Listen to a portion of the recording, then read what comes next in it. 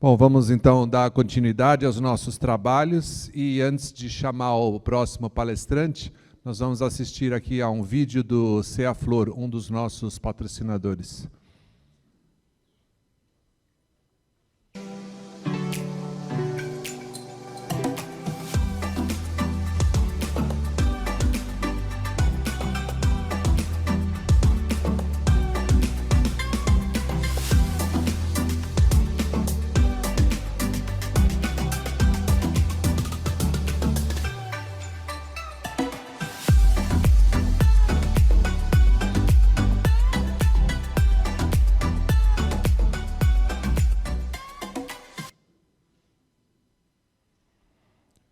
Bom, gostaria então agora de chamar aqui à frente o senhor Carlos Santana, por favor, venha até cá, para falar sobre metaverso, que é um dos temas mais em voga hoje, e para todo mundo conseguir entender melhor o que significa isso e qual é a importância disso na realidade do dia a dia e das nossas empresas, da nossa vida. E também falar sobre conectividade, tecnologia personalizada e redirecionamento. Então, o Carlos Santana é da CIO Sistemas e Tecnologia. Então, boa apresentação. Obrigado.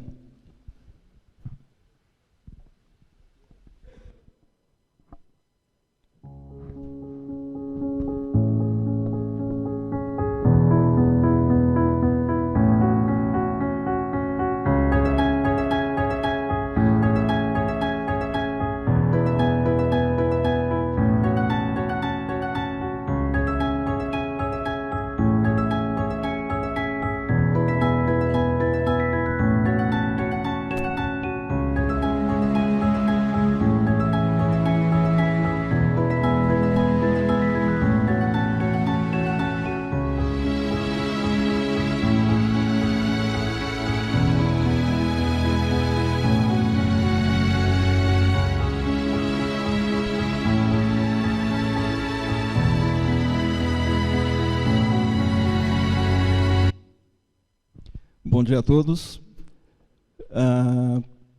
Eu escolhi esse vídeo, apesar dele estar um pouquinho defasado nos números, na apresentação, na introdução dele, porque o que me chamou a atenção, na verdade, foi uma frase que diz o seguinte, que passou rapidamente por ele. A imaginação é mais importante que o conhecimento. O conhecimento é limitado, a imaginação não. E a imaginação, que remete à criatividade, que remete à inovação, que remete a, enfim, ações proativas, que remete à atitude, que remete a empreendedorismo, que são coisas que a gente faz na nossa vida pessoal e na nossa jornada profissional, elas trazem para o centro das atenções as pessoas. As pessoas que também fazem parte daquele triângulo que é muito conhecido de processos, tecnologia e pessoas, quando a gente fala em qualquer projeto, quando a gente fala numa iniciativa de transformação digital, e pessoas que somos nós, no final, né? Toda a tecnologia ela tem que chegar e tem que transformar as nossas vidas no sentido positivo. Ela tem que ser uma aliada dos negócios, uma aliada no sentido de deixar o nosso tempo mais livre com os nossos familiares, da gente aproveitar a nossa jornada, a tecnologia é uma aliada. E tudo isso passa pelas pessoas. Nós, que em algum momento das nossas vidas provemos serviços, ou provemos tecnologia, ou produtos, ou experiências, mas a gente também é consumidor, né? Todos nós aqui consumimos. E vamos, né, no supermercado, a gente vai no varejo, a gente compra pela internet, e um pouco da minha apresentação aqui vai passar por isso, por transformação, por cadeia de abastecimento, pelo varejo, eu vou falar bastante de varejo, metaverso, mas, enfim, o importante aqui é falar um pouco da jornada, né? Como é que as pessoas elas transitam na jornada, vestindo chapéus diferentes em cada momento dessa jornada. Eu queria falar um pouquinho da CEAL. A CEAL é uma empresa nacional, uma empresa é uma integradora, na verdade, né? Nós estamos no Brasil já há mais de 30 anos. Começamos no Brasil com inovação, com tecnologia, com empreendedorismo. É a empresa que introduziu no Brasil a cultura de código de barras. Então, hoje é muito comum a gente ver nos supermercados os PDVs, os checkouts, passar produto, enfim, e ler, né, de uma maneira muito simples, fácil para você fazer o pagamento no caixa, mas 30 anos atrás, isso não existia. E nós somos os responsáveis por trazer essa tecnologia, por catequizar o mercado, por implementar. E a gente tem muito orgulho de ter muitos clientes ainda de 30 anos atrás. Então, essa jornada ela começa com tecnologia, ela passa por inovação, ela passa por implementações. Eu assisti a palestra, que, por sinal, foi muito boa, da SAP, passa por implementação com SAP, por tecnologias disruptivas, como a RFD, que talvez alguns dos senhores tenham ouvido falar, e de outras, que vêm ao longo dessa jornada para mudar, né, a forma dos negócios acontecerem, e uma série de outras. Eu não vou aqui me atentar a cada uma, mas essa jornada é muito longa, é uma jornada formada por inovação, por tecnologia, com time técnico, time de suporte e time de sustentação.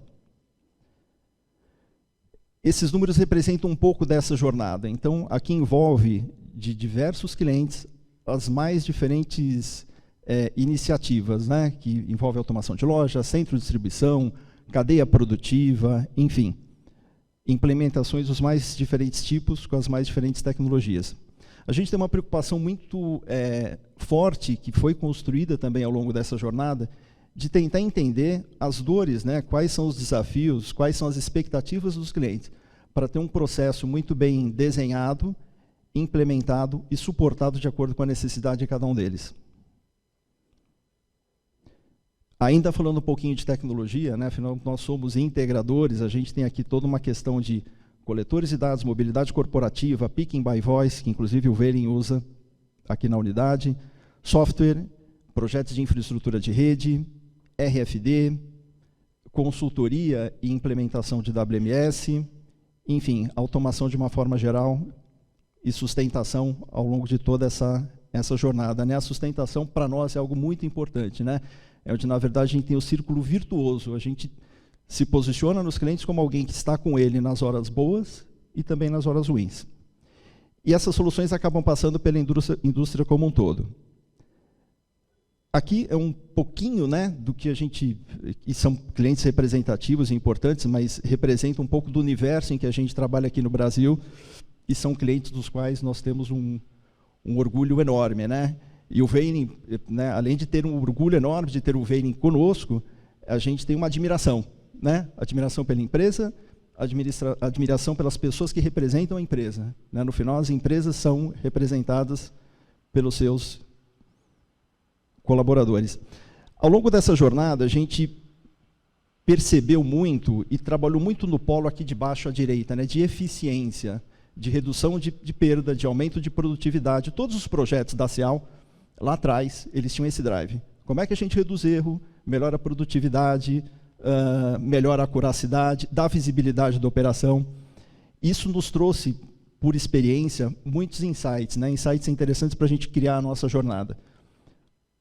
Nos últimos anos, o que a gente percebeu é que a experiência, e aí envolve muito o relacionamento dos elos da cadeia de abastecimento, mas principalmente o relacionamento com o cliente final, que no final somos nós.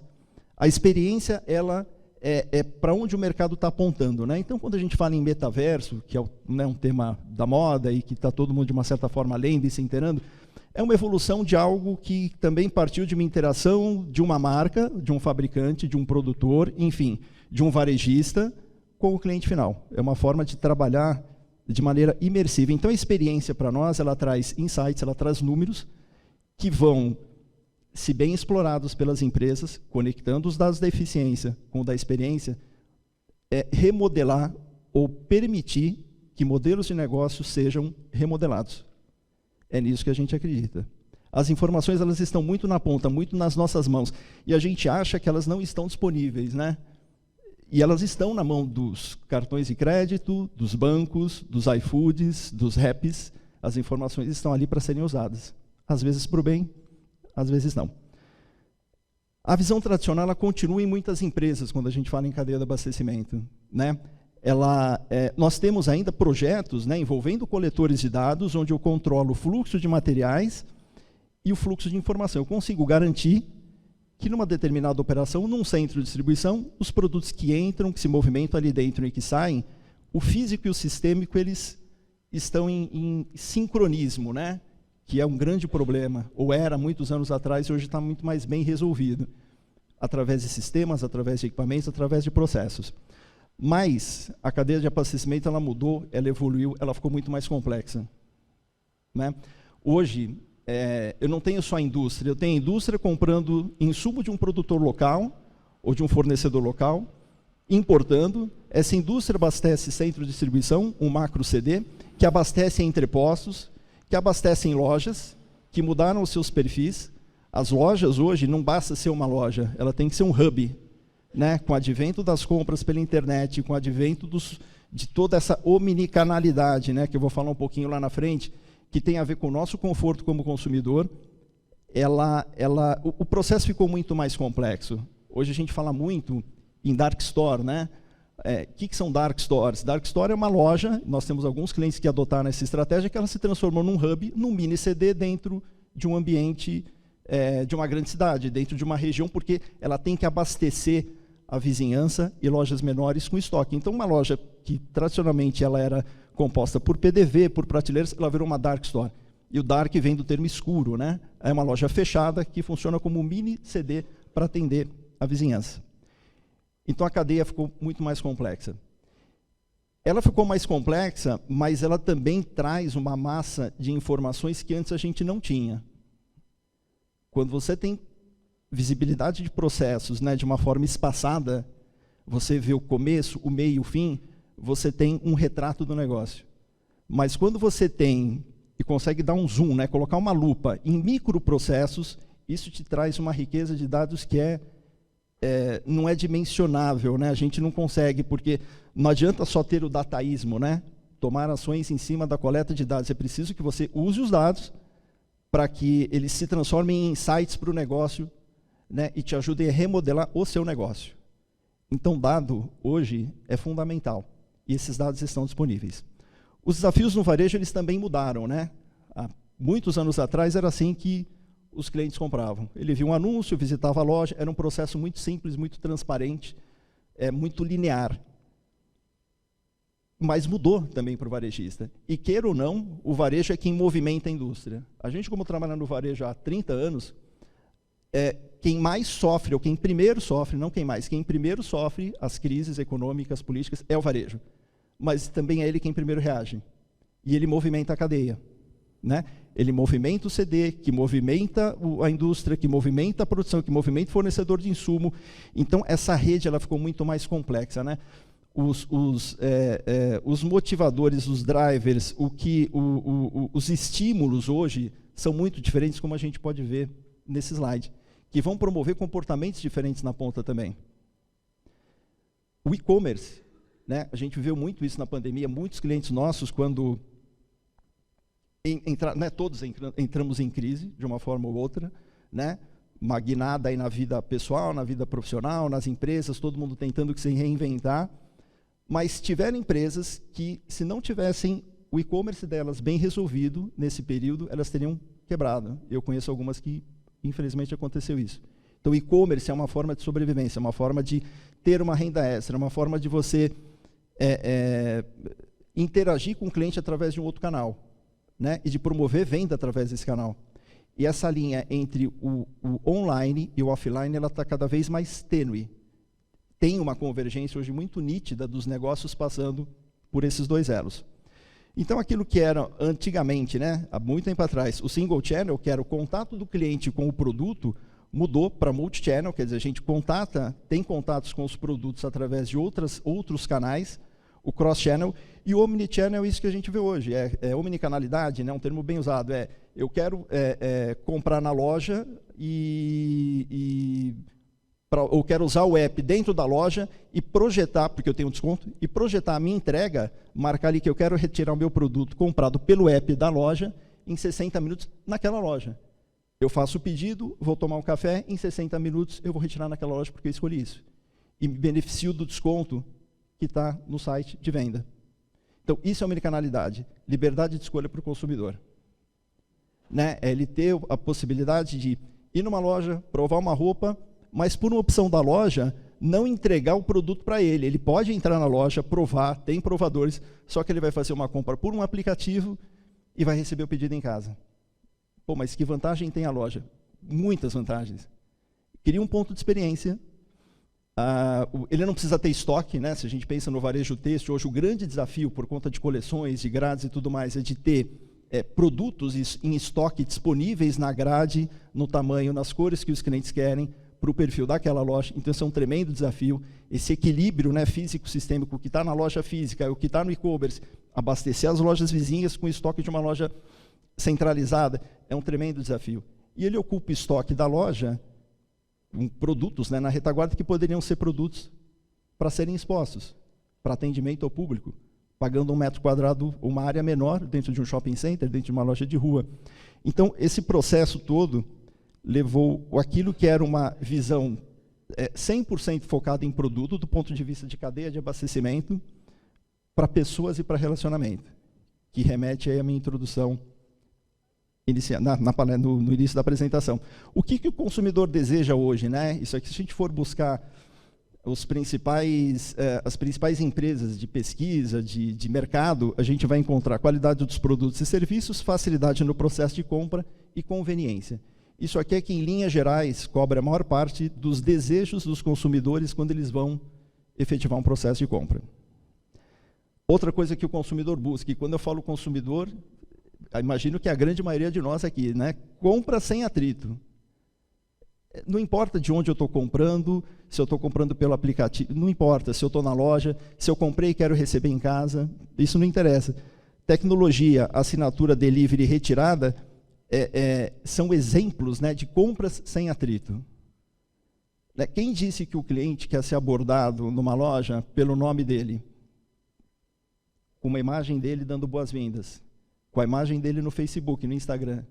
Tem clientes que querem o anonimato, né? Ele quer entrar na loja, pegar o produto dele, comprar, se possível ter um autoatendimento, um autosserviço, um self-checkout, um totem, né? Que tem ali um PIN pad, que ele pega o produto, lê aquele produto, faz o pagamento e vai embora. Não é abordado por ninguém, não tem impressão de cupom de desconto.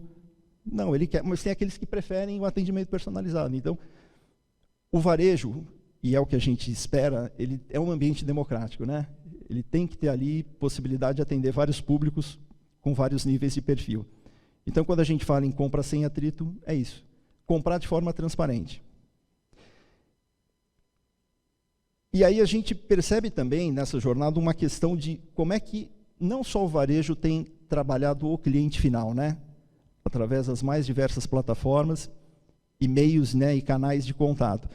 Mas é como a indústria, de uma forma geral, tem visto o varejo, ou tem abordado o varejo, ou como a indústria, e fala indústria, a marca, né? Não necessariamente a indústria na acepção da palavra, mas a marca, como é que as marcas elas têm tentado chegar, se aproximar do cliente final. E por que isso é importante para elas? É importante porque elas vão ter, nem que seja num micro-universo, uma percepção daquele público-alvo dela, de como ela é vista, que valor ela leva.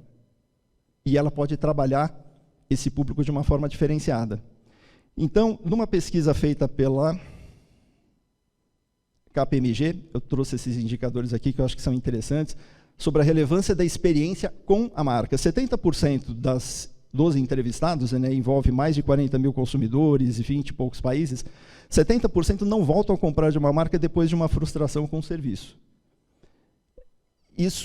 O serviço não necessariamente é o serviço, né? Às vezes é a exposição do produto na gôndola, às vezes é a forma como o corredor de um determinado supermercado, ele está do layout daquele corredor, a forma como os produtos estão expostos, a questão da luminosidade, a questão da temperatura ambiente, conforto.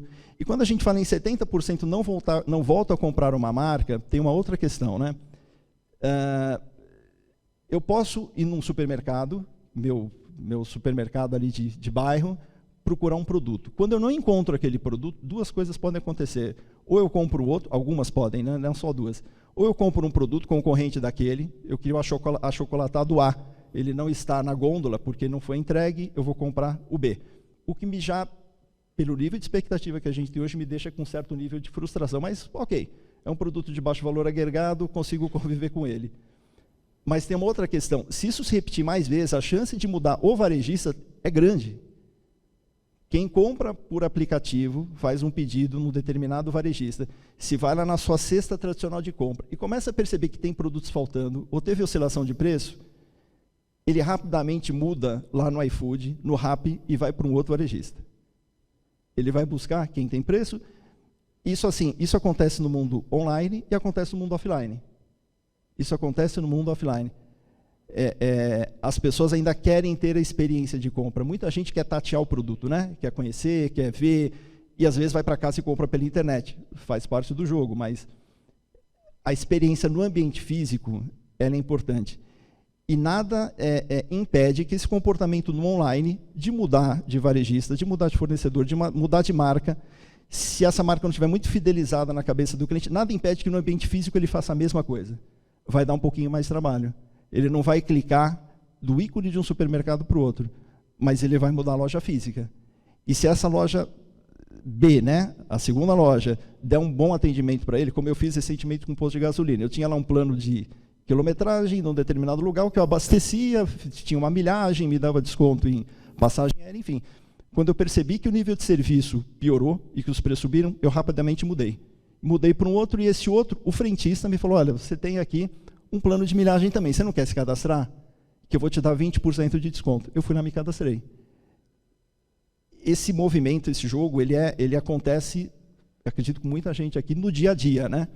O que eu quero dizer com isso? A experiência da marca, você entregar o que promete, é extremamente importante para manter o cliente fidelizado.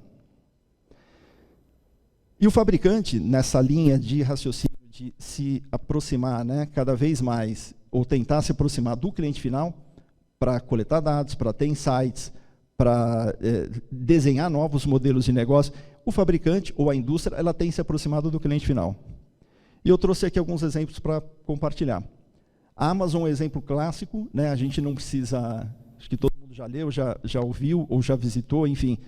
Mas o que leva uma empresa que tem hoje 100 lojas físicas, entre 100 e 150, e que fatura 470 bilhões, ou faturou em 2021, 470 bilhões de dólares, a ter 100 e poucas lojas físicas, se não é ter relacionamento com o cliente. Uma loja que tem, como essa aqui da imagem, sensores em todos os lugares, câmeras, que você entra com o celular, tem um aplicativo, baixa um QR Code, passa numa catraca que não tem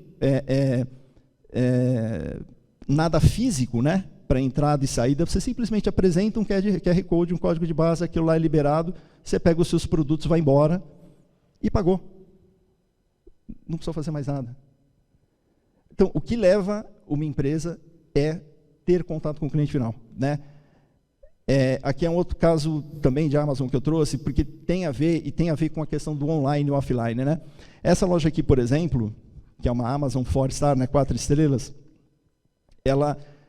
o sortimento, né, o mix de produtos que ela tem na loja, depende dos reviews, depende das avaliações que os clientes fazem no site da Amazon.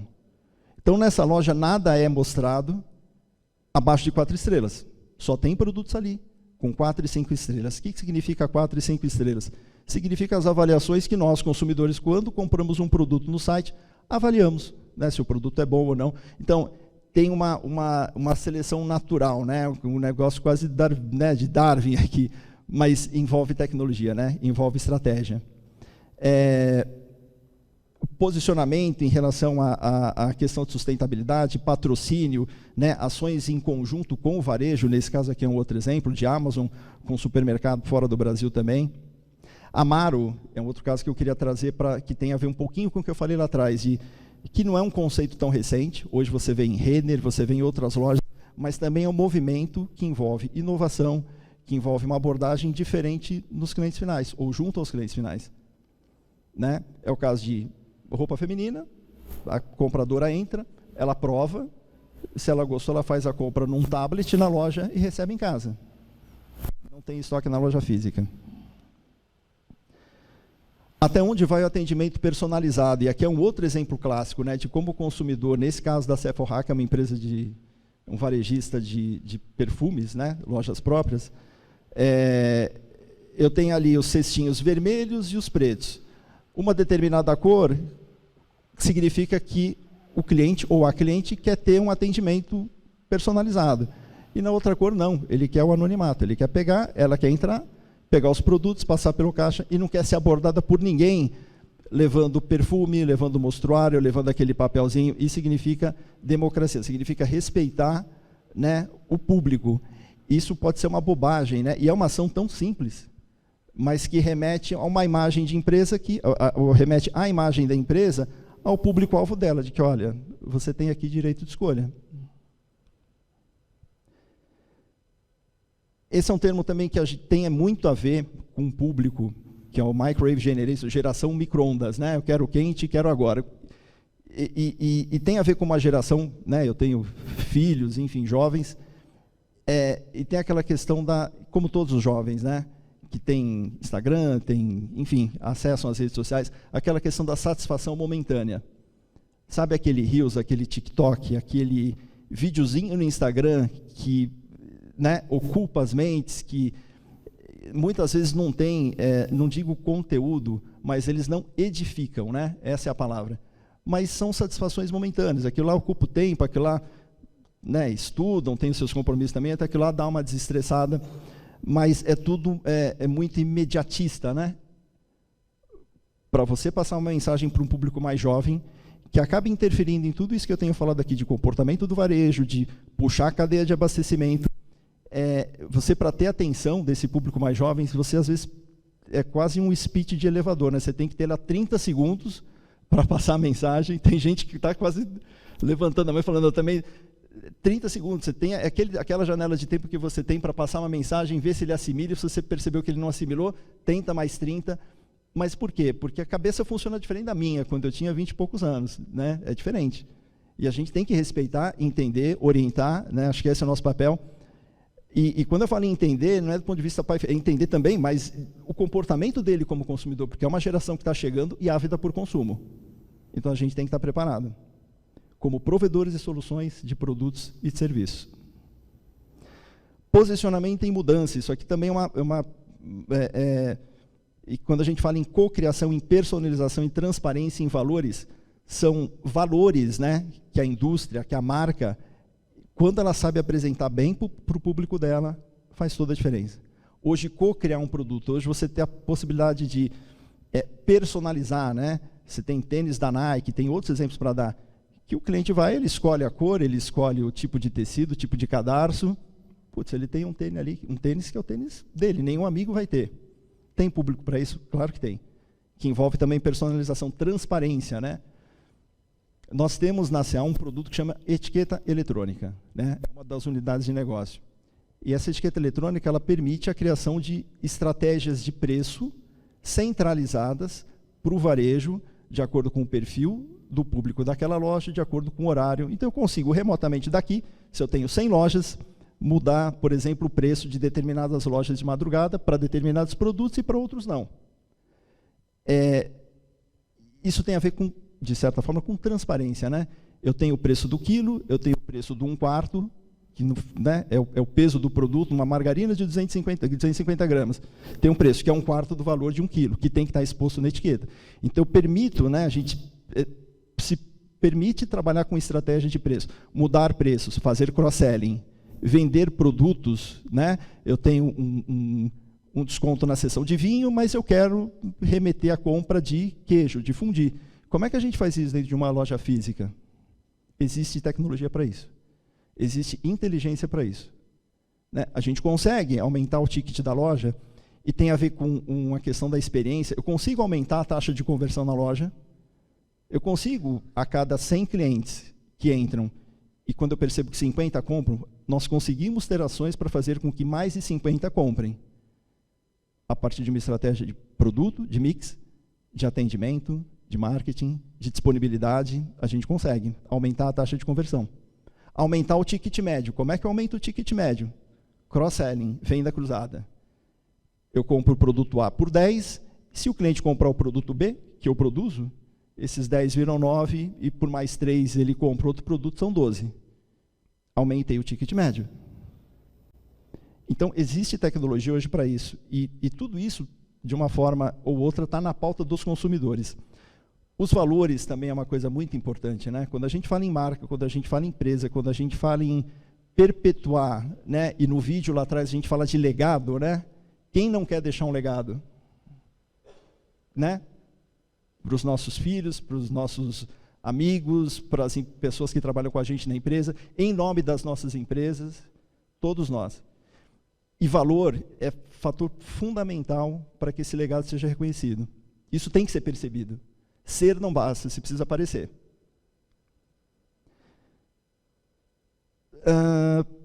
Esses são os reserve pickup, são os lockers, são os armários, né, que é uma coisa que também no Brasil está super difundido e que também eu tenho visto muito, né, a indústria fazendo esse tipo de ação no varejo, ou varejo em pontos de venda espalhados. Os lockers ou os armários eu compro pelo site, eu vou num determinado local onde tem um armário e retiro o meu produto. O que mudou dessa imagem, que deve ter um ano e pouco para agora? Esses lockers evoluíram. Hoje você tem locker climatizado, você tem locker com sensor, você tem lockers grandes. Um locker é um armário, né? Uma parede, num posto de gasolina, por exemplo, com armários com lá 12, 10 portas grandes. Eu faço a compra de um determinado item num site que eu gosto, e ao invés dessa empresa mandar para mim, ou mandar pelo Mercado Livre, ou pela Amazon, ela vai entregar o meu produto num armário desse, dentro de um posto de gasolina, por exemplo. Eu vou receber um código de barras, uma senha, vou aproximar desse armário, eu já sei em que armário que eu tenho que retirar o produto, quando que ele vai estar disponível para retirada. Quando a gente chegar lá, a gente desbloqueia esse armário com uma senha. Abre, retira o produto, fecha, armário liberado para ser ocupado por um outro pedido. Isso significa conveniência, né? Isso significa respeitar as possibilidades de escolha. E quanto mais possibilidades você entregar, obviamente, dentro do público-alvo que você busca, melhor vai ser o resultado do negócio. Inovação e disrupção, né? A gente fala muito em inovação. Inovação a gente sempre acha que tem que ser algo disruptivo, né? Putz, eu tenho que quebrar tudo e começar do zero. O iPhone, quando foi lançado, lá 15 anos atrás, e eu tive um, né? Fui um dos primeiros a comprar, ele era uma tecnologia disruptiva. Né? Você pegava um dispositivo, ele tinha lá, a usabilidade dele era maravilhosa, o gráfico era fantástico, a resolução de tela era... Só que ele tinha 16 GB de memória. Né? 3,5 polegadas de tela. Foi disruptivo lá atrás. Quem consegue conviver hoje com 16 GB de memória? Impossível, né? E o iPhone, na evolução dele, a gente percebe que ele deixou de ser disruptivo, que é o que a Apple está buscando até agora, disrupção, para ser incremental. Então, os iPhones, de iPhone em iPhone, as evoluções são incrementais, mas foi disruptivo em algum momento lá atrás, hoje é incremental. E quando a gente fala em inovação e disrupção, eu começo a olhar, e aí são exemplos do mercado brasileiro, né? E já antevendo aqui, ou fazendo um pouquinho do movimento de metaverso, que eu vou falar um pouquinho no final. Essa loja aqui, e é um movimento da indústria no varejo, é uma loja da Lacta. Então, ali, a gente percebe aqui embaixo o 03, é um ovinho de Páscoa, que a criança, quando entra no site, isso aqui é uma loja online, tá? Não é uma loja física. Você entra num site, enxerga essa loja, consegue navegar pela loja, e quando tem o ovinho ali, você clica, tem os passinhos para a criança ir buscar o ovo de Páscoa que ela gosta num determinado corredor. Aqui a gente já começa a ter um processo de imersão, né? Imersão em tecnologia, de começar a olhar e falar, pô, esse negócio não, parece que está tão longe, né? Quando a gente fala em metaverso. E para ele chegar onde ele se propõe a chegar, no todo, vai demorar. Mas isso aqui já é um passo no sentido de ter uma experiência imersiva. Tanto que, né, o CIO, né, ele coloca que os dados estão se tornando ingrediente secreto dos doces, né? Falando lá atrás de dataísmo, de como a importância do dado, entender o seu público, como isso é relevante para o negócio, só que é relevante para o cliente também. Se não é relevante para o cliente, não pode ser para o negócio. Então, essa é uma ação que eu achei super interessante trazer aqui para vocês. Lojas físicas, né? De novo, Sadia montando uma loja, que é BRF, montando uma loja física, embarcando um monte de tecnologia. E aqui é um projeto que nosso time da Cial, de uma outra unidade de negócio, ele implementou com toda a tecnologia que vocês podem imaginar numa loja. Leitor de código de barras, rede sem fio, totem com menu, CRM para fazer a gestão de relacionamento com o cliente, etiqueta eletrônica, todas as tecnologias que eu mostrei rapidamente no portfólio lá atrás, que a gente trabalha, 80% delas estão embarcadas nessa loja física, para prover o quê? Experiência. Um espaço de experiência, um espaço de degustação, um espaço de relacionamento, de network, experiência com a marca, né? Troca, feedback, e estão no processo de expansão com o projeto da Cial. Uma outra iniciativa que eu achei, essa é bem recente, bem bacana, e que é inédito, acho que no mundo, eu tentei entender se, enfim, tinha algo parecido, mas não. O patrocínio de um jogador de futebol que tinha apelido, ou que tem apelido de Sorriso, por uma marca, ou por uma pasta de dente da Colgate.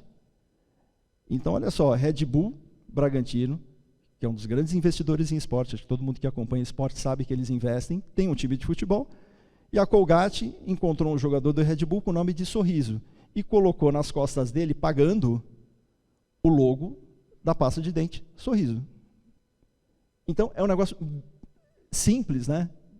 Simples, mas aí a gente volta do porquê da imaginação, do porquê da criatividade, porquê da inovação, porque são elementos dos seres humanos. A gente não tem o que... O processo não vai fazer isso, a tecnologia não vai fazer isso, o metaverso não vai fazer isso, a inteligência artificial talvez faça, mas esses insights, essas sacadas, só a gente vai conseguir ter. Então, é um movimento que, enfim, ele foi patrocinado, e tem toda uma questão da história dele, ele é um movimento super bacana e que pode se repetir, porque tem espaço, talvez num outro formato, mas tem espaço para repetir. Metaverso, que é um tema em voga, inclusive na minha apresentação, né, falar um pouquinho de metaverso. O metaverso é uma evolução, de uma certa forma, daquilo que a gente fala de tecnologia imersiva, né? O próprio exemplo das lojas da Lacta, um exemplo, eu teria outros para dar, ele já remete a uma experiência imersiva, dentro de um ambiente virtual. Quando a gente fala em metaverso, ele não é algo tão novo, né? O tema é novo, o termo é novo, né? Tem uma questão de marketing, obviamente, por trás, por conta do Facebook e tudo mais, mas quando a gente fala em Second Life, né? Quando a gente fala em jogos eletrônicos, né? E, de novo, quem tem filho sabe como é que isso funciona, as experiências elas são cada vez mais realistas. Então, o precursor do metaverso, ou dessas tecnologias imersivas, são os jogos eletrônicos. E é por isso que ele ganha em escala, porque o metaverso, dependendo da faixa etária, ele tem uma aderência muito grande, porque ele pega de cara num público que está afeto, ele está habituado à tecnologia, ele tem esses joguinhos no celular, ele encontra os amigos, tudo virtualmente, né? Ele troca informação, ele bate palma, ele dança, ele é um avatar dentro de um mundo. Isso já acontece nos games. E quando a gente fala em metaverso, é um pouco disso. Então, o que eu queria passar de maneira aqui inicial é que os games eles foram os precursores do metaverso, que é um pouco do que eu já falei.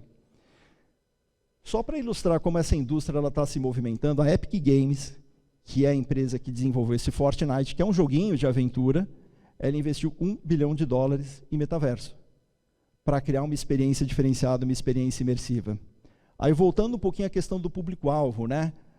Para essa tecnologia, ou para essa tecnologia viralizar, né? Shows. Então, Travis Scott, 12.300.000 pessoas num show online. Ah, mas quem estava vendo esse show? Avatarzinhos nesse ambiente do Fortnite. Vendo um show. Emicida, né? Um dos meus filhos falou, pô, pai, vai ter um show do Emicida, é o primeiro, nem não curto Emicida, mas é o primeiro show do metaverso de um brasileiro. Pô, eu fui assistir com ele, assisti 10 minutos. O Emicida é um rapper, ele tem 3 cenários que você poderia escolher para vê-lo cantando. Ele está numa imagem numa sala, com uma televisão de tubo, um sofá rasgado, de camiseta, em frente a um monitor, e telões de alta resolução espalhados, do que ele chama de quebrada. É uma favela, no local de onde ele veio, de onde ele nasceu. Para vocês verem como essa questão da experiência, quer dizer, ele remeteu a um ambiente relativamente pobre da origem dele, com alta tecnologia. Essa questão da imersão, isso assistido pela televisão. nem tão imersivo assim, né? Quando a gente fala em imersão, é quando você põe um óculos, põe um capacete, enfim, entra de fato naquele ambiente, vive aquele ambiente. E esse do Emicida, especificamente falando, passado em 15, aí eu fui entender um pouquinho melhor, ele passou em 15 Cinemark simultaneamente, esse show, físicos, com loja virtual na saída do show. Eu estou falando muito de show porque, em algum momento, não sei daqui quantos anos, se vai ser daqui 6 meses, enfim, a gente vai ver produtos, como já tem visto, produtos sendo vendidos no mundo virtual, experiências sendo criadas no mundo virtual, né? E com avatares, com seres muito parecidos ou criados por nós. Evoluindo um pouquinho aqui, o Mark Zuckerberg, da Meta, né, hoje, Facebook, ele começou a falar no movimento de virtualização de ambiente ou de imersão em 2015, mesma época que a Apple, e ele demorou 6 anos para lançar o metaverso, para mudar de Facebook para metaverso. E tem toda uma indústria agora trabalhando nesse sentido. Então ele trouxe uma série de empresas de mercado que estão pondo dinheiro, estão investindo, para quê? Para criar um ambiente virtual. Para criar um ambiente onde, de alguma forma, essas empresas se beneficiem, criem experiências com os seus públicos-alvo, e quando a gente fala em investimento em alta escala, não vou dizer que é irreversível o processo, pode não acontecer, né? Na curva ali de tecnologias emergentes, do hype cycle do Gartner, ali você pode ter uma quebra e esse negócio não se concretizar. Mas a chance de acontecer é enorme. Enorme. E um negócio interessante, hoje tem mais de 30 empresas desenvolvendo o seu metaverso. Então é uma questão de quem vai pôr mais dinheiro, quem vai investir, quem vai capitalizar o ecossistema de empresas de tecnologia para ter o maior público e conseguir ter base. 25% das pessoas, pelo menos, vão passar 1 hora por dia no metaverso, em algum momento, ou no trabalho, ou em compras, ou na educação, no ambiente social, entretenimento. Mas quais são os pré-requisitos, né? O que é importante, né? Putz, o que o metaverso ele tem que a outra tecnologia não tem? Ela é coletiva, então você tem que ter pessoas envolvidas ali, né? Não existe metaverso com uma pessoa, um indivíduo. Tem que ter uma coletividade. O segundo ponto é uma tecnologia ou um ambiente persistente. O que significa isso? Não adianta você dar pause e sair do joguinho e voltar depois e achar que continuou tudo do mesmo jeito. Ou sair daquela loja, ou sair daquele ambiente.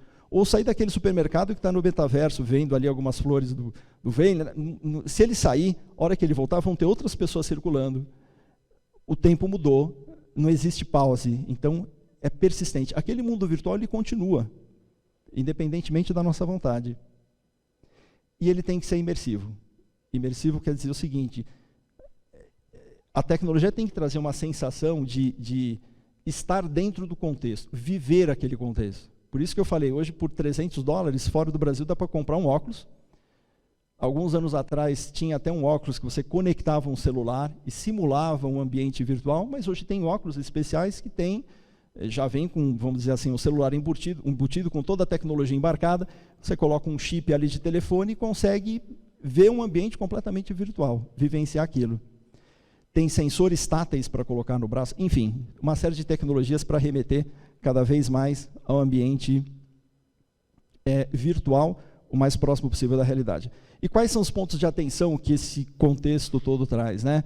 O primeiro é de consumo de energia, quer dizer, existe uma expectativa de consumo de energia gigantesca por conta desse movimento. Celulares, tablets, notes, enfim, onde quer que ele aconteça. Convivência, né? A gente lê relatos de pessoas que entraram no ambiente, tiveram problemas de assédio, enfim, porque você não controla com quem você convive nesse ambiente. Então você tem que saber com quem lidar.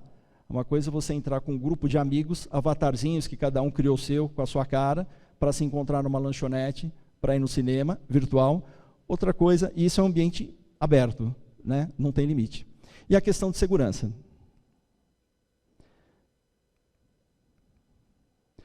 O que está em construção, né? Já que a gente está falando de uma tecnologia, de um ambiente que ele ainda não está maduro, né? Ele está em evolução. No metaverso, ideias e negócios estão restritos apenas à imaginação. A gente volta lá atrás de novo, né? Imaginação, criatividade, quer dizer, o ambiente é muito aberto. Clone digital, digital twins, o que é isso? Hoje, algumas empresas elas estão investindo em tecnologia para simular processos, simular movimentos, simular situações no ambiente virtual para não terem que investir no ambiente real para ter os mesmos resultados ou para coletar as mesmas informações. Então, isso é possível fazer hoje para a linha de produção, é possível fazer para centro de distribuição. Eu quero dimensionar o volume de empilhadeiras, o pé direito, como é que se comporta a minha linha de movimentação contínua, de esteiras transportadoras, dependendo da sazonalidade de um determinado produto que vende mais no verão, menos no inverno, o meu mix muda, a minha curva ABC muda. Como é que a gente simula isso? Será que eu preciso montar um centro, comprar linhas de produção para fazer isso? Não, hoje é possível você simular no ambiente virtual e ter informações para tomar uma decisão mais assertiva, fazer um investimento mais adequado. Criptomoeda, né, que a gente também está na... Criptomoeda é uma forma de você comprar ativos, é uma forma de você investir, é uma moeda virtual que está correndo no mercado com seus altos e baixos, mas ela está intrinsecamente ligada à questão do metaverso. Né? Como é que vão ser as transações nesse mundo virtual? Se eu quiser comprar um terreno, uma casa, um tênis, se eu quiser alugar a minha casa, como é que eu... Com que eu... Né? Esse negócio, ele não está nascendo ou sendo construído, ele tem um objetivo de negócio por trás, né? Então, vai ter ali algum movimento de transação financeira, como já tem hoje, e vai ser feito através de criptomoeda. 5G é uma coisa que a gente está vivendo aqui no Brasil, né? Tecnologia 5G entrando, isso vai remeter também a milhares, né? Ou diferentes experiências. A gente vai ter mais velocidade no celular, uma experiência de vídeo melhor, cidades inteligentes, enfim. O 5G a gente chama de game changer, né? É um cara que muda o jogo. Quando ele entrar, de fato, quando o Brasil tiver 5G rodando, a gente vai estar vivendo uma outra realidade. Eu não tenho a mínima dúvida disso. Porque o Brasil tem o dobro de celulares da população. Todo mundo tem. Lançamentos de produtos exclusivos no mundo digital, trabalho remoto, ensino e entretenimento. E a gente acha que isso está muito distante, né? Esse metaverso, isso é uma coisa que está muito longe ou em construção. E aí, só para provocar um pouquinho, não agora, mas quem tem celular, Apple, Android, enfim, se vocês quiserem entrar baixar um aplicativo na Play Store chamado Spatial, vocês conseguem criar um avatar e entrar um pouquinho nesse ambiente virtual e sentir um pouquinho da experiência. E foi o que eu fiz antes de vir para cá. Eu peguei um dia essa semana, criei o meu avatar, né, me conectei, eu fui levado por uma casa que eu não escolhi, eu fiquei feliz, porque o avatar ele me rejuvenesceu ali uns 20 anos pelo menos, eu falei, opa, ele já, né, mas eu gostei, então essa é a minha casa, né, são as telas do celular, eu dei um print screen e montei aqui para vocês entenderem um pouquinho do que é esse início de imersão, né, de ambiente imersivo. Então a gente vê a casa, ela tem o mar no fundo, um teto aberto, uma cachoeira caindo por trás, um rio passando por baixo da casa. É uma casa imaginária, mas eu fui levado para lá por alguma razão. Essa é a casa que me escolheram nesse metaverso. Aí eu tenho a opção de ir para outros ambientes, né? Eu posso ir para Dubai, posso ir para qualquer lugar do mundo, ambientes fictícios, né? Planetas distantes, tudo isso está aberto aqui pelo celular.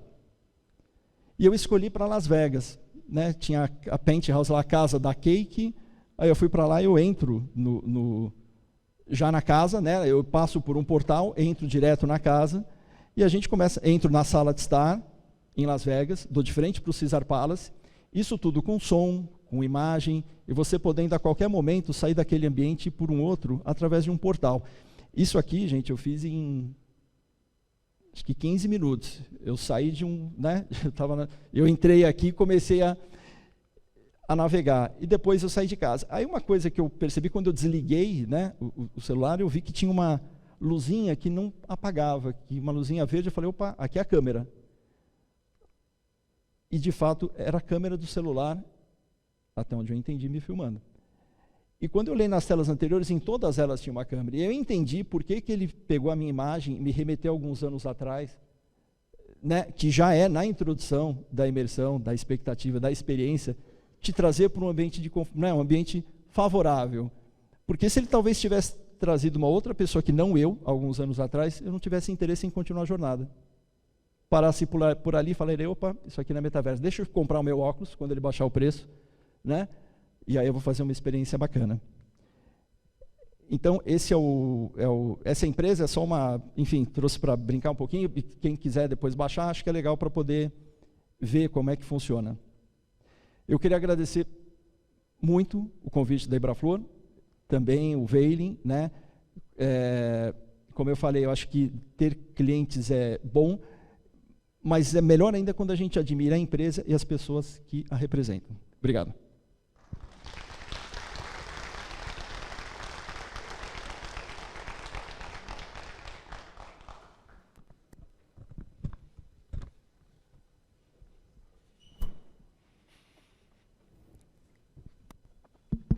Muito obrigado, Carlos. Olha, fantástica a sua apresentação. Eu estava aqui viajando, né? Enquanto você já estava nesse último exemplo aí criando esse...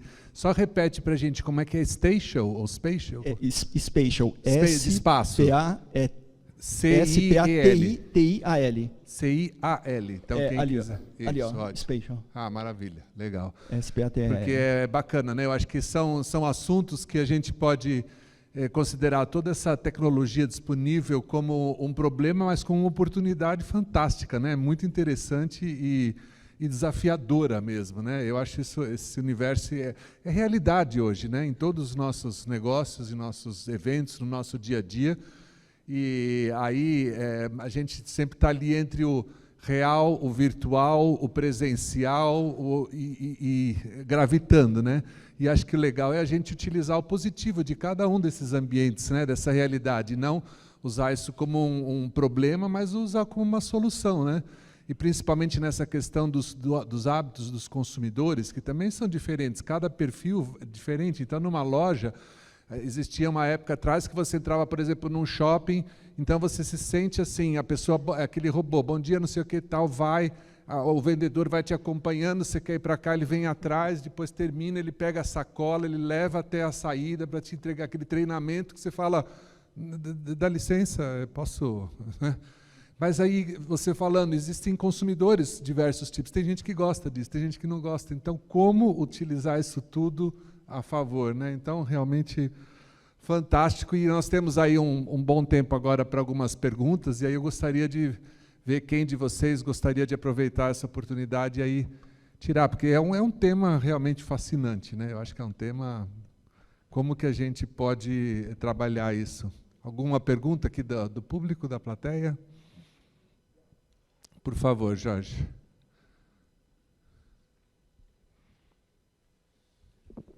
Santana, você deu um show, muito bom. Obrigado. Estávamos conversando aqui sobre a questão do consumismo, né? Será que o metaverso ele vem com o propósito de ter um consumo mais consciente ou ele vem com o propósito de consumismo? Ou seja, você entra dentro de um ambiente de compra e aquilo ali, você cresce os olhos e você vê que quer comprar tudo, e hoje o impulso em determinadas situações faz com que as pessoas compram além daquilo que ela precisa, né? Então, o que está por trás do metaverso, né? É o consumo consciente, é o consumismo ou o que mais, né? A gente ouve bastante coisa, mas eu acho que especialistas como vocês aí conseguem dar um pouco mais desse norte, acho que para todos nós. Ou é mais uma alternativa de compras, né? Muito bom, Jorge. Eu vejo assim, tá? Eu não sei o que está sendo projetado. Esses investimentos todos que vêm por trás desse movimento de grandes empresas, né? E quando a gente fala numa tecnologia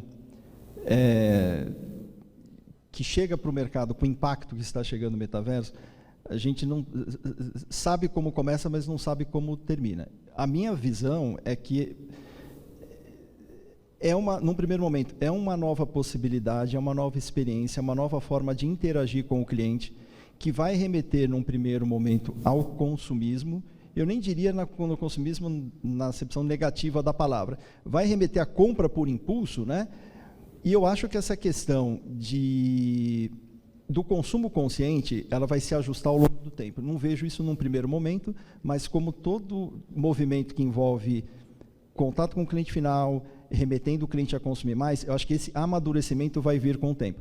Tem algumas questões que elas já estão sendo olhadas, né?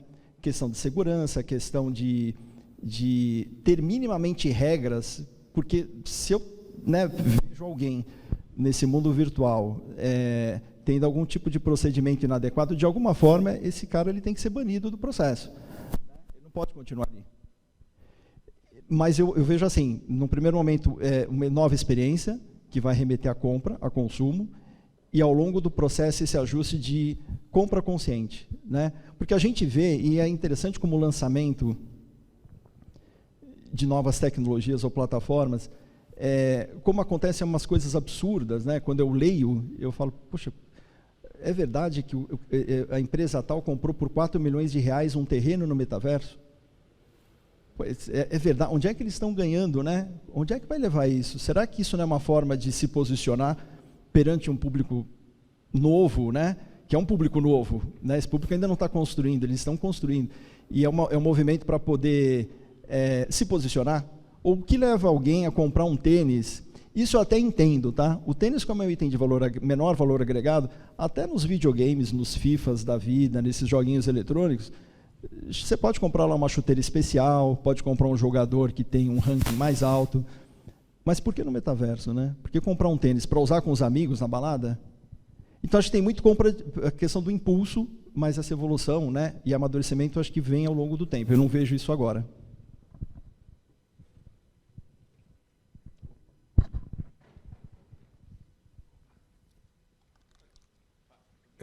Aurélio, antes de você, o Fernando aqui, tá? Em seguida você. Vai, Fernando. Bom dia, Carlos. A minha pergunta é relacionada às lojas físicas das empresas no ponto de vista, no ponto de venda tipo a Sadia, que abriu, que vocês fizeram aquele projeto de abrir. O objetivo dela é fazer a parte, usar o consumidor como fonte de informação para o processo, como feedback, ou o objetivo é tirar o intermediário do processo? Não. Está ligado aqui? Tá. O objetivo é de ter um contato direto com o cliente final, né? Porque com a força dos varejistas hoje, a menos que você tenha capacidade de investimento, capilaridade, entendimento do público, de perfil, localização de loja, é difícil hoje. A gente trabalha com grandes varejistas, né? A gente trabalha com, enfim, os principais varejistas e alguns médios no Brasil todo. Os principais com sede em São Paulo, inclusive estão comigo na minha carteira, a gente tem algum tipo de interação. É difícil você ter uma capilaridade para manter o seu ticket, para manter o seu faturamento sem passar de alguma forma por eles.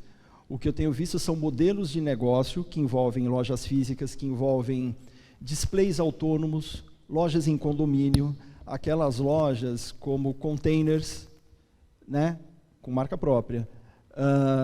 Eu falei de veículos, porque eu já vi também, a gente já participou de projeto automatizando um veículo com a marca, transportando só os produtos daquela marca, mas a questão dessa loja física é de ter uma interação com o cliente e de fazer com que ele tenha uma experiência com a marca, né?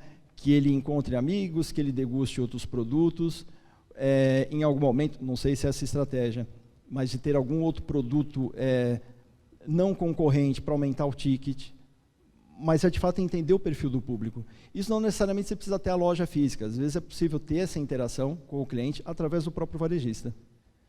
Seja com totem, seja com self-checkout patrocinado, existem formas de criar experiência, engajar o cliente na ponta, né?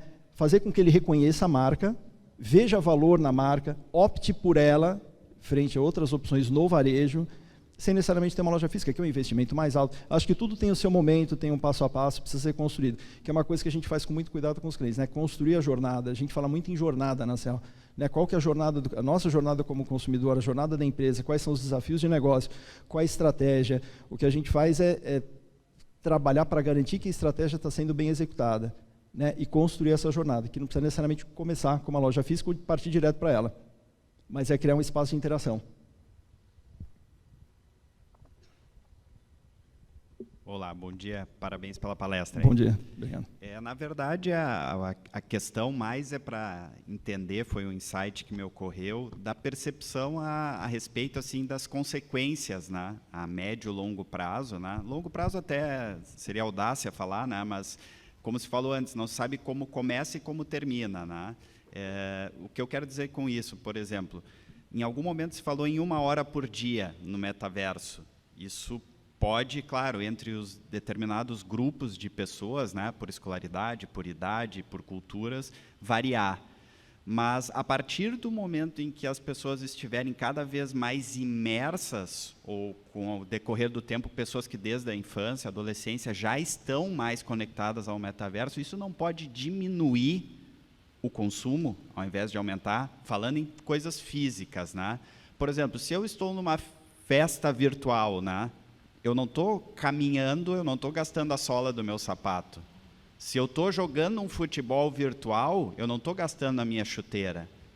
Se eu estou olhando uma paisagem de flores, eu não estou indo ao jardim botânico, a um garden, idem para um show, que aí, lógico, vai ter um consumo, né? Tu pode estar bebendo, mas, enfim, toda essa cadeia, a partir do momento que você tiver experiências mais virtuais, tu limita, de certa forma, por exemplo, como era um shopping, né? Você está lá exposto a 200, 300, 500 lojas e tu tenta te posicionar ali dentro, assim como no supermercado.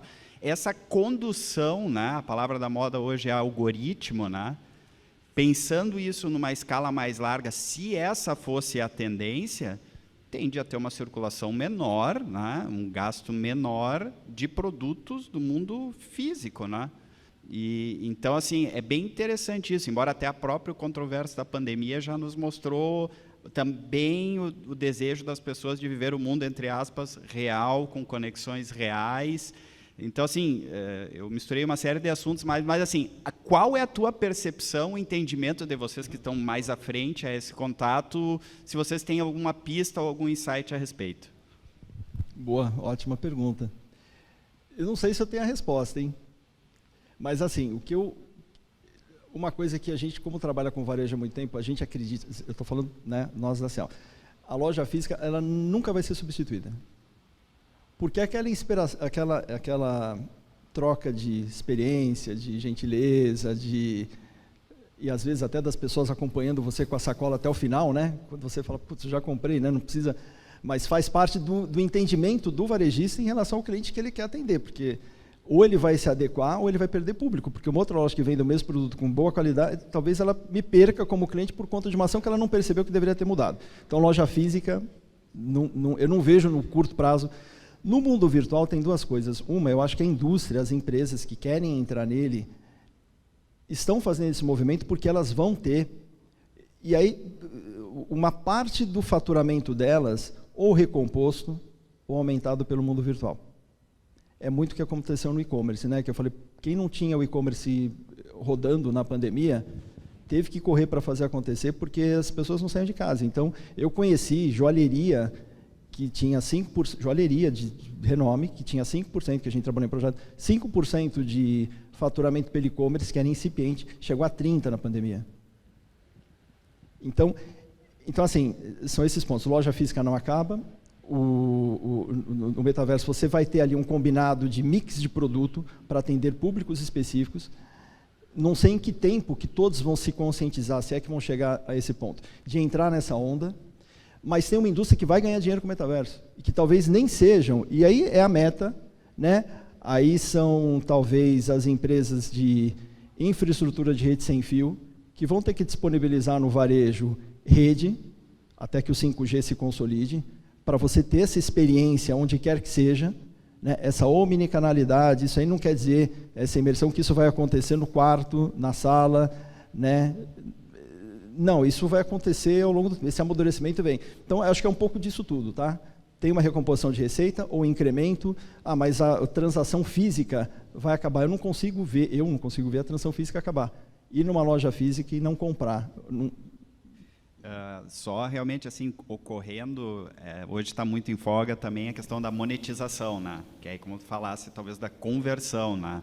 Então, antes eu brinquei ali, a pessoa talvez não vai estar indo de carro, né, até um evento, não vai estar gastando o pneu real, mas daqui a pouco lá uma fabricante de pneus vai entrar nesse mundo para vender o pneu virtual, aquele que tu vai fazer o passeio virtual, assim como um hotel ou uma atração turística, né? Que então a pessoa não vai estar se deslocando, mas no mundo virtual vai tentar fazer essa conversão, né? E por isso talvez que pague 4 milhões por um terreno, é uma aposta, né? Guardadas as proporções, né? É isso que eu acredito. Quer dizer, 4 milhões de um terreno hoje, eu não vejo o ROI, o payback disso onde está. Mas se você pegar 4 milhões de uma multinacional e investir nesse negócio, talvez seja pouco. Perante o público que ela quer atingir, entendeu? Então, acho que tem uma jornada aí que vai passar por um processo de amadurecimento e, ao longo do tempo, a gente vai perceber o que muda no cenário real versus o físico. Acho que é por aí. E, Carlos, também acho que é mais ou menos assim, né? Para a gente, uma apresentação dessa como você fez, faz a gente pensar, né, que está muito em voga também as pessoas, principalmente da minha geração, de 60 e pouco, quem tem 40 e pouco, falar muito mal da geração de 15, de 20 anos, que não sei o quê, todos os problemas. E é uma besteira enorme isso, né? Porque, na verdade, você vê o exemplo prático aqui, que toda essa nova realidade começou no universo gamer. Quer dizer, então, de certa forma, são realidades, são novas possibilidades, essa molecada tal também se destaca. É igual em todas as gerações, tem gente boa, tem gente que é preguiçosa, tem gente competente, tem gente... Então, está mudando e a realidade muda. Então, até para os próprios pais também entenderem um pouco melhor e aproveitar essa parte boa, porque daqui a pouco, poxa, não ser contra tudo isso, vamos entender um pouquinho mais disso, vamos ver como que é a realidade. E pensando também um pouco no que o Aurélio falou, eu estava imaginando, no fundo, é tudo uma questão de equilíbrio, né? Chegou a pandemia, veio, mas quando acabou a pandemia, essa necessidade do encontro, do abraço, de sair, de ir no restaurante, de ir no cinema, de viajar e tal, está tão intrínseca, né? Quer dizer, no fundo são novas tecnologias, novas oportunidades e tudo é um jogo de cartas, né? Jogou para cima, cai diferente e Exato. Vamos aproveitar as oportunidades, né? É muito legal. Então, não sei se ainda tem mais alguma pergunta, se não, eu gostaria de pedir, então, Tamara, você pode vir aqui na frente um pouco para entregar a flor aqui por favor.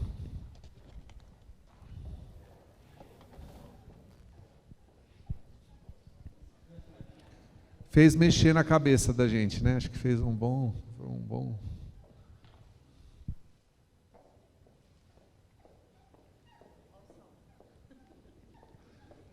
Mudar um pouco, né, Jorge? Fazer um pouquinho... Tenta tirar uma foto.